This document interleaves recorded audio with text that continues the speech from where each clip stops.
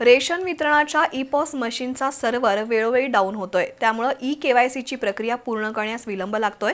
त्याशिवाय रेशन धान्य सुद्धा मिळत नाही। त्यामुळे रेशन कार्डधारक अक्षरशः वैतागले आहेत। शासनाने ई-पॉस मशीनच्या सर्व्हरमधील व्यत्यय तातडीने दूर करावा अशी मागणी होतीये। भुदरगड तालुक्यातील 114 गावांपैकी 99 गावांमध्ये स्वस्त धान्य दुकानं आहेत।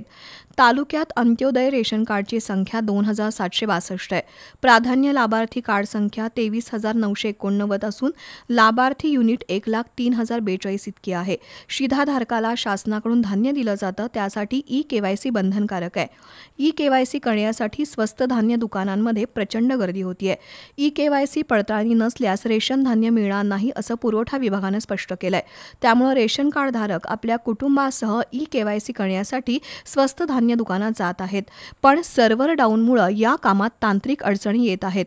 ई-केवायसी होत नसल्यानं लाभार्थ्यांना रेशन धान्य घेण्यासाठी दिवसभर बसून राहावं लागतंय। शेतकरी, मजूर, महिला, विद्यार्थी, ज्येष्ठ नागरिक यांना ई-केवायसीसाठी स्वस्त धान्य दुकानात फेऱ्या माराव्या लागतायत।